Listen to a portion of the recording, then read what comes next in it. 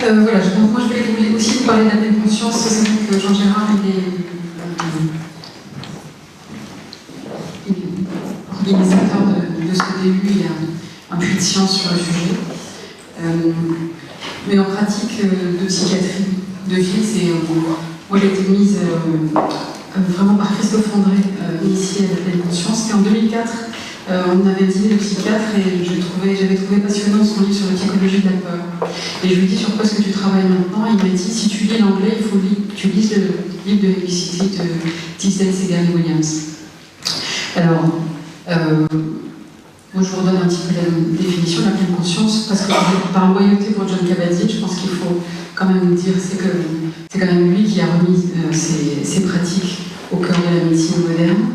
Et sa définition à lui, c'est de diriger son attention d'une certaine manière, c'est-à-dire délibérément, au moment présent et sans jugement de valeur. On y reviendra encore tout au long de cette journée.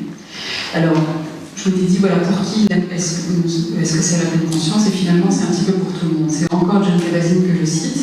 Il dit qu'il est possible pour tous les individus de mobiliser des ressources internes profondes. Nous les avons tous, il faut aller les chercher. Et voilà, pour apprendre à grandir, soigner et transformer. C'est surtout sur transformer que j'ai mis en gras, parce qu'on apprend à transformer l'expérience avec la pleine conscience. Alors les principes. Les principes en thérapie cognitive, c'est repérer qu'on est en pilote automatique, le vagabondage mental. Il y a des études qui ont été faites sur des étudiants en médecine. On leur mettait une sorte de smartphone dans la poche et on faisait sonner. Et de manière itérative, on leur demandait s'ils étaient en train de penser à ce qu'ils faisaient ou pas. Et la plupart, ils répondaient que non. Plus de la moitié du temps, on pense à autre chose. C'est-à-dire que le nombre de fois on arrive à la maison, on se dit « Ah, j'ai oublié telle chose » ou on est en train de faire deux choses à la fois. Ensuite, on s'entraîne à revenir dans le moment présent. Et c'est ce qu'on cultive comme flexibilité mentale, ou désengagement cognitif, plutôt qu'être dans sa pensée, dans son système de pensée, j'aurais dû, j'aurais pas dû, ou il faut, je dois. On apprend à revenir dans le présent, et ensuite on observe les pensées. On observe que c'est pas parce que j'ai des pensées que ce sont des faits. On apprend à les distinguer, et surtout à transformer l'expérience. Alors les changements dans le cerveau, c'est surtout sur les fonctions cognitives. On sait qu'on augmente l'attention, on sait qu'on augmente aussi la créativité.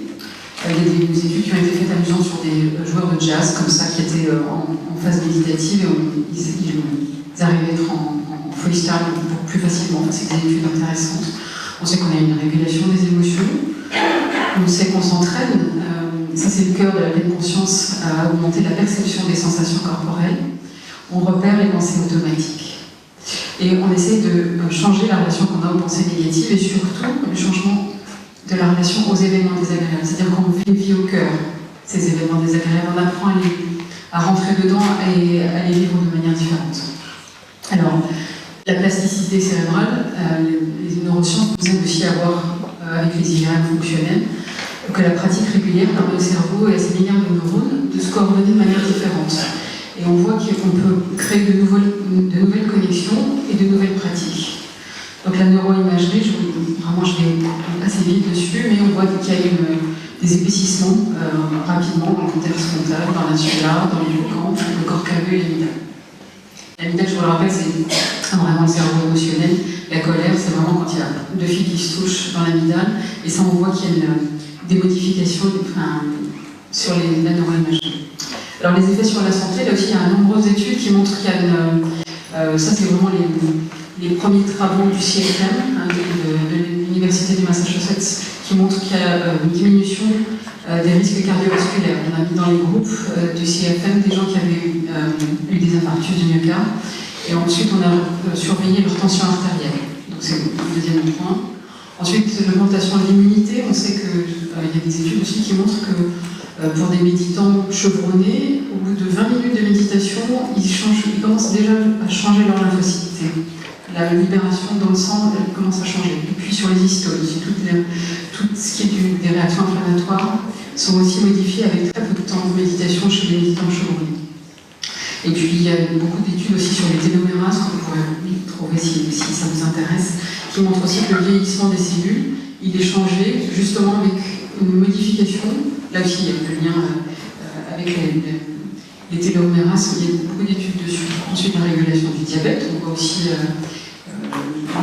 patients diabétiques qui sont mis dans ces études, on observe que leur diabète est régulé. Je ne sais plus dans quel sens c'est, si c'est le taux d'insuline, enfin, en tout cas, sur le long terme, on sait qu'il y a une réelle amélioration. C'est la même chose dans les troubles du sommeil. Ensuite, dans les douleurs et les maladies chroniques, il y a des papiers plus récemment, et puis un livre de John Kabat-Zinn qui est ressorti récemment au sujet des douleurs. Et ensuite, une amélioration de la qualité de vie des personnes atteintes de cancer. Donc, là aussi, je n'ai pas dit que c'était un traitement du cancer, j'ai dit que c'était un traitement d'accompagnement et un traitement complémentaire. Ensuite, je voulais vous dire un petit mot, qu'est-ce que c'est que le stress? Ça, c'est mon côté psychiatre qui reprend un peu sur l'exposé. Le stress, c'est l'équilibre. Qu'est-ce qui me menace? Quelle est ma capacité à faire face? Et c'est ça qui déclenche le stress. Le stress, c'est une réaction physiologique qui est, face à une menace, d'avoir une accélération cardiaque, d'avoir une accélération de la respiration, une respiration qui est haute et qui est bloquée, et peut-être le haut du corps qui commence à se contracter pour faire face au combat, soit en fight ou en flight. Ou en freeze, pardon. Mais en tout cas dans l'idée de la réaction physiologique qui se déclenche. Alors je dis qu'il y a une arnaque du bon stress, parce que dans les écoles de commerce, on disait qu'il fallait, ou dans les entreprises, on disait qu'il fallait que les gens soient dans un bon stress.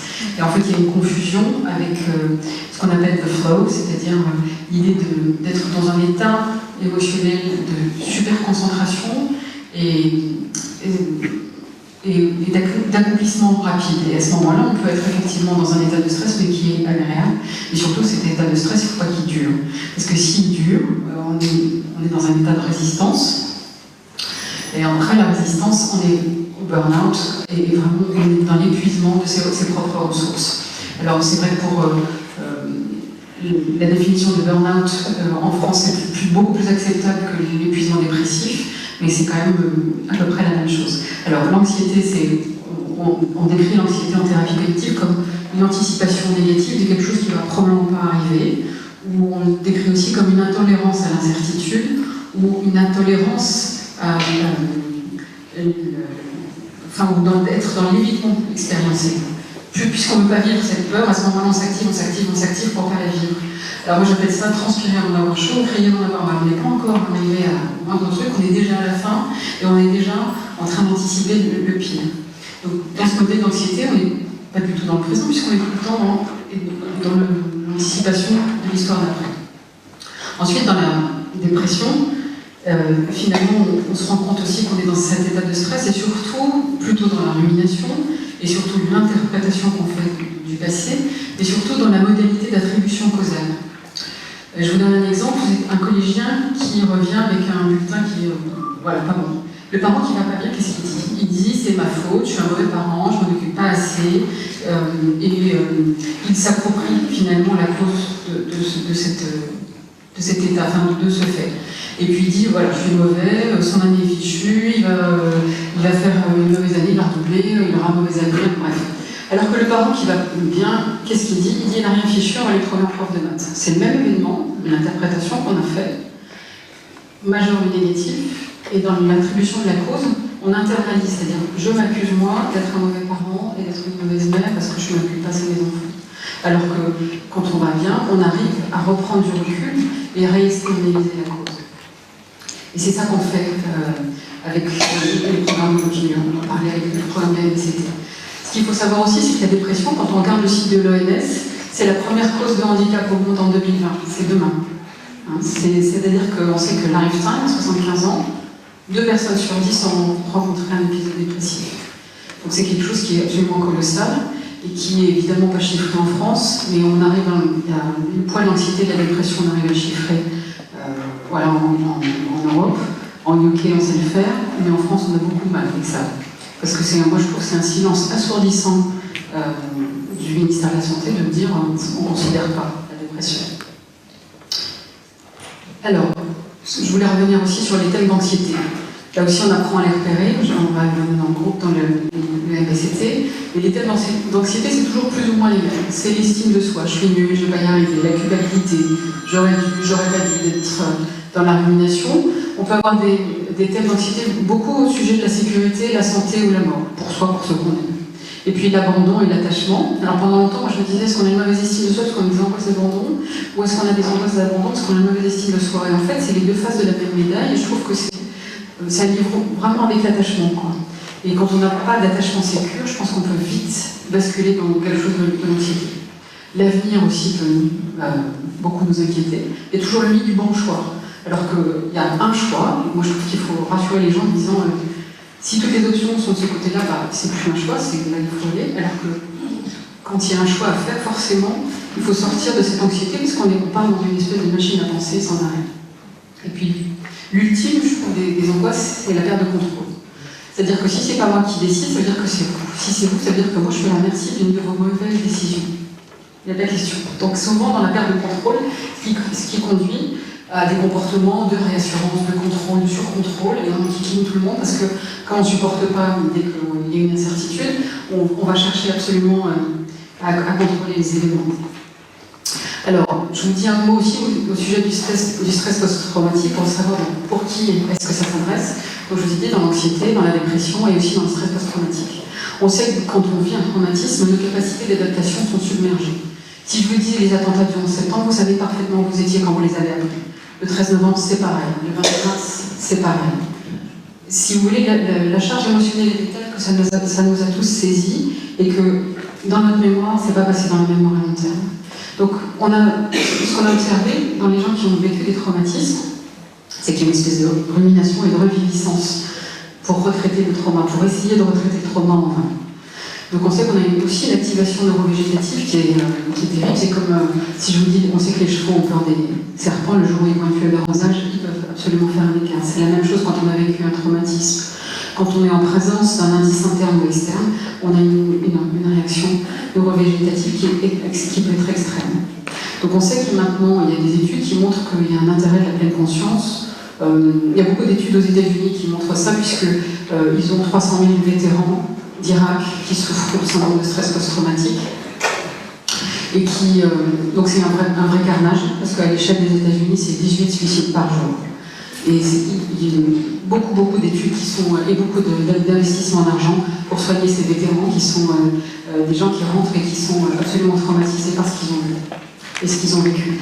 Donc je vous parle un petit peu, je ne connais pas du tout la méditation transcendantale, mais ce que je sais, c'est que David Lynch, qui promeut la méditation transcendantale, il a développé dans sa fondation beaucoup de fonds pour les vétérans, par exemple, et John Kabat-Zinn, j'ai vu quelques interventions de lui aussi en disant MBCT et MBSR aussi permettent de stabiliser.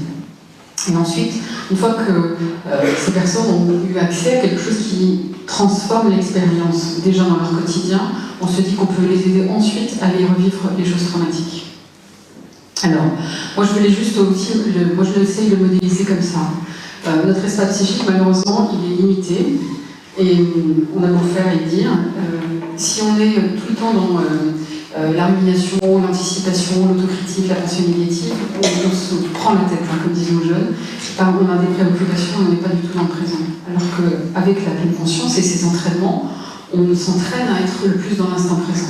Alors ça ne veut pas dire qu'on puisse appuyer sur le bouton off des pensées, mais on s'entraîne à faire autre chose avec son psychisme. On s'entraîne à revenir dans l'instant présent. Alors, juste une idée sur la psychologie positive, ça c'est vraiment les vagues d'entraînement, des études aujourd'hui. C'est surtout Martin Seligman qui depuis 50 ans dit on s'est beaucoup occupé de savoir comment est-ce que ça fait quand on est dépressif. Maintenant on va essayer de s'occuper comment est-ce qu'on est heureux.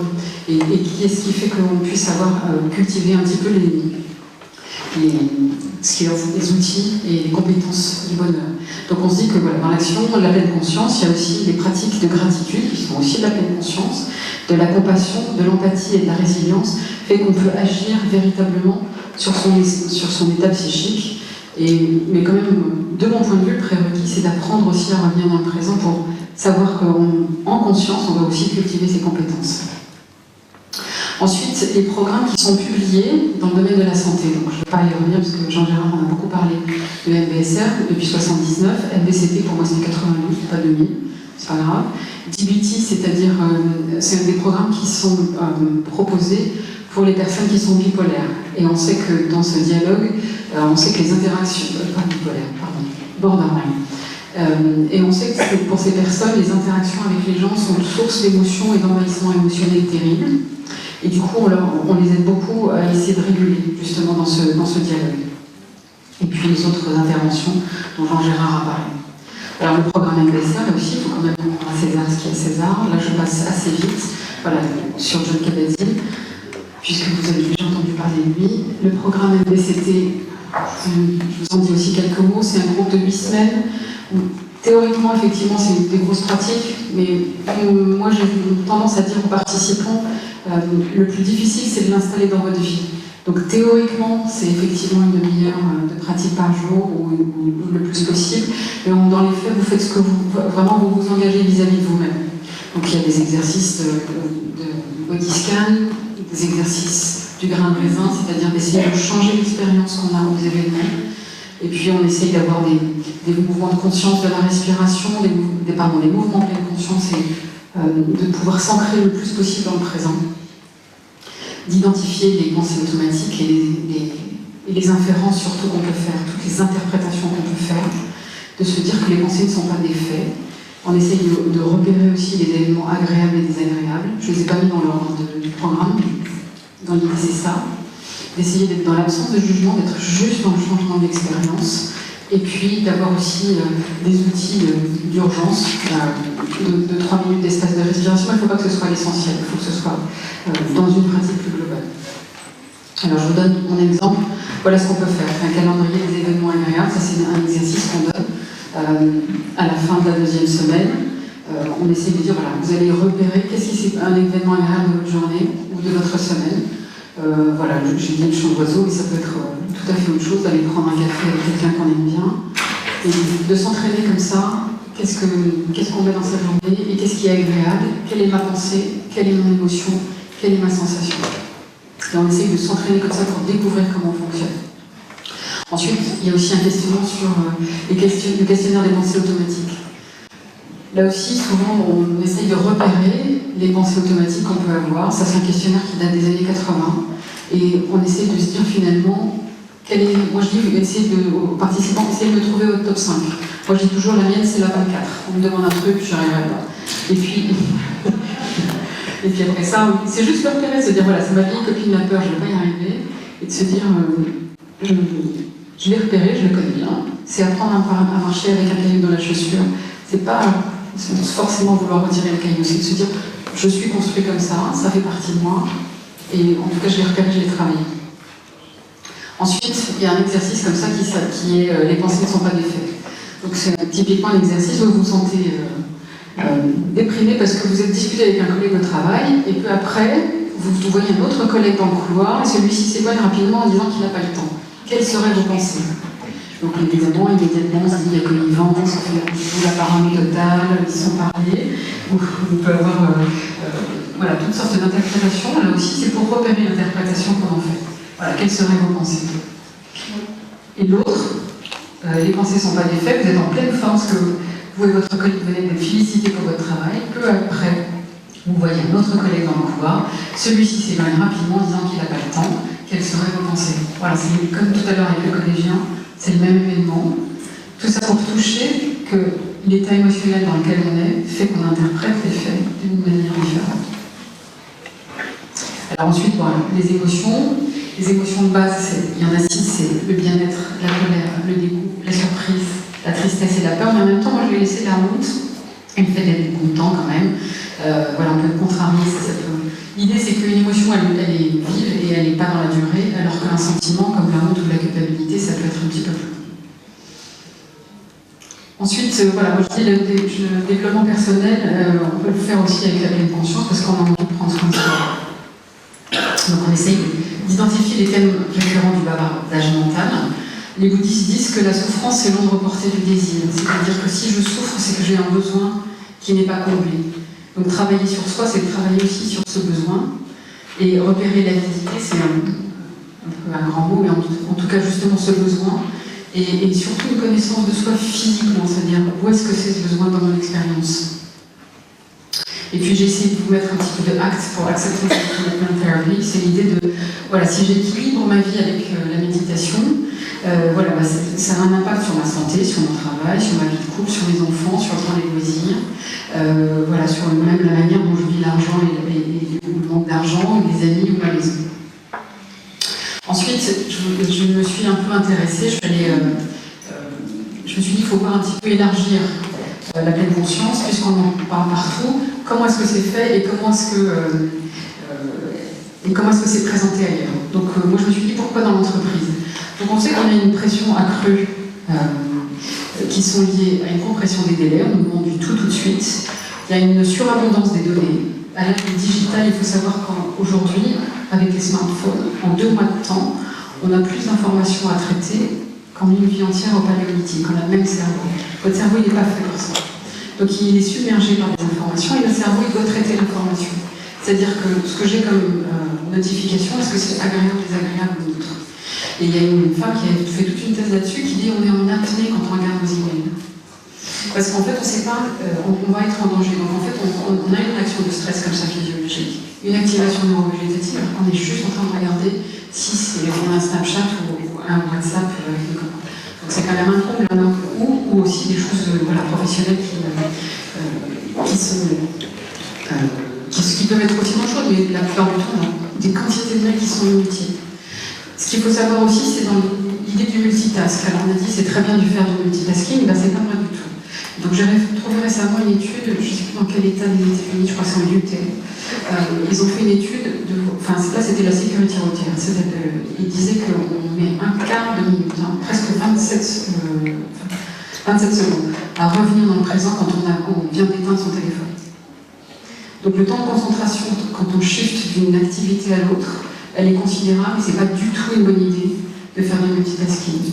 Parce qu'on perd beaucoup de temps et parce qu'on a vraiment une surabondance de données, et revenir à ce qu'on était en train de faire, ça prend beaucoup de temps. Et donc c'est plus évident. Et puis, on a le sentiment de vivre dans un monde de moins en moins sûr. Alors les coûts du stress et de la dépression, comme je vous disais, l'absentéisme et le présentéisme, on ne sait pas très bien chiffrer en France. Ailleurs, oui, on se dit c'est colossal comme impact pour tout le monde, et il y a un coût pour ça. Le présentéisme, c'est la personne qui est épuisée, mais qui est présente. C'est-à-dire qu'il est assis sur ses mains, il ne peut pas prendre de décision, et comme il est de mauvais poil, il peut aussi, avec ses collaborateurs et son équipe, pas aller du tout. Alors il n'y a pas de décision, il y a une perte de productivité, il y a des frais de santé qui sont des frais directs et des frais indirects. Il y a un turnover aussi pour l'entreprise, parce que quand il y a quelqu'un qui ne fonctionne pas bien, le temps qu'on ait le courage de dire il faut changer de poste, ou il faut peut-être s'en séparer, ou lui proposer autre chose, et puis recruter quelqu'un pour reprendre les mêmes fonctions, ça épuise tout le monde. Il y a des allocations pour inaptitude aussi qui sont des coûts colossaux, des coûts financiers, et puis il y a un impact de perte de chance pour la personne et pour son entourage. Je trouve que quand on est dans un état dépressif, on est dans un état où on ne voudrait pas que nos enfants nous voient. On peut être tout à fait... il y a vraiment une perte de chance vie entière. Voilà. Alors, l'International Labour Organization, ils disent qu'il y a 30% des pathologies au travail qui sont liées au stress. Donc j'active avec dans l'entreprise. Donc on sait qu'avec les programmes de mindfulness, on augmente le niveau de résilience et d'intelligence émotionnelle, les fonctions cognitives, la productivité, le turnover du personnel, les relations employeurs-employés. Donc je vais assez vite parce que Marion me dit que j'ai plus beaucoup de temps. Là aussi pour les leaders, on sait qu'un manager, un bon manager et un cadre, s'il abîme son équipe, ça ne va pas du tout non plus. Donc on peut aussi, il y a des programmes exprès. Il y a Janice Marturano qui a fait le programme de John Kabat-Zinn. Elle était DRH chez General Mills et elle s'est dit je vais faire quelque chose juste pour les managers. Et elle dit voilà, il faut apprendre à gérer ses émotions et puis une conscience sociale et une gestion des relations avec ses équipes. Alors les organisations qui méditent, moi je suis allée voir, comme je disais en Californie, ce qui se passait l'année dernière, et juste pour l'anecdote, il y avait le petit-fils, arrière-petit-fils de Ford, qui disait, ils ont mis des programmes de méditation dans l'entreprise Ford. Donc c'est une industrie où on a quand même l'automobile. Il disait au début, les journalistes se fichaient de moi en disant c'est le Bouddha de Detroit. N'empêche que ils ont quand même mis des programmes de méditation. Là, je n'avais pas mis là-dessus, mais c'est pareil, les gens de Starbucks se disent on a énormément de Starbucks dans le monde. On se dit si c'est nos salariés, ils donnent le café en pleine conscience, ils sont attentifs à ce qu'ils sont en train de faire. Je pense qu'on va changer un petit peu aussi les choses. La fois, c'est des financiers. C'est donc voilà, des analystes financiers qui sont devant des écrans, ils ont des pressions monstrueuses. Ils se sont aussi dotés de programmes. Voilà, je vais un peu vite. Donc, Mindfulness at Work, ça c'est le CFM qui a fait ce programme et qui montre les actions de pleine conscience qui sont augmentées, l'efficacité personnelle qui est augmentée, la qualité d'observation, la non-réactivité, le non-jugement, et puis une baisse de 30% des symptômes médicaux et du stress ressenti. C'est quand même énorme. Et puis Mindful Leadership, ça c'est James Martin dont je vous parlais. Il y a la société Intel, ils ont fait aussi ils ont rapporté plein d'améliorations pour eux, enfin pour leurs salariés. Ça, c'est Aetna, c'est mutuel. Ils ont mis 13 000 salariés ces 3 dernières années et ils ont vu qu'ils avaient le stress perçu est diminué de 36% pour les programmes de mindfulness. Et puis voilà, je voulais juste dire que nous les femmes, on a 2 préoccupations dans la vie. Et que toute la famille peut nous dire ça. Voilà. Et je vous remercie de votre attention. Est-ce qu'il y a des questions pour Christine Marois? Oui, bonjour. Une question sur votre pratique clinique en tant que psychiatre. Comment est-ce que vous intégrez la méditation dans la consultation en binôme ou alors pour travailler en groupe? Vous m'entendez? Oui, ce sont des groupes que je fais au cabinet. Donc c'était un peu une organisation parce qu'il fallait... je suis dans un cabinet de groupe.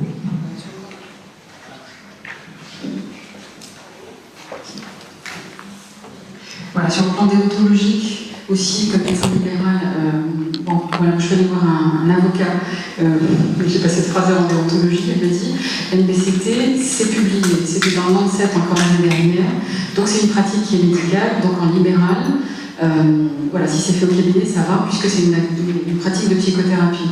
Mais moi, je me suis posé des questions parce que je me suis dit, vis-à-vis du Conseil de l'ordre, il faut être tout à fait dans le clou. Donc moi, les groupes, je les fais au cabinet, de 20h à 22h, le lundi soir. Mes confrères qui sont aux alentours, qui savent que voilà, Barbara elle fait de la méditation, ils m'envoient leurs patients après un deuxième épisode dépressif. Et ça s'organise comme ça un petit peu avec le bouche à oreille. Les gens savent que je fais des groupes de MBCT. Oui, parce que comme le disait Jean Gérard, franchement, dès qu'il y a quelqu'un qui dit quelque chose, soit ça résonne comme familier, soit ça résonne comme contrairement. Et vraiment l'aspect, c'est vraiment changer l'expérience.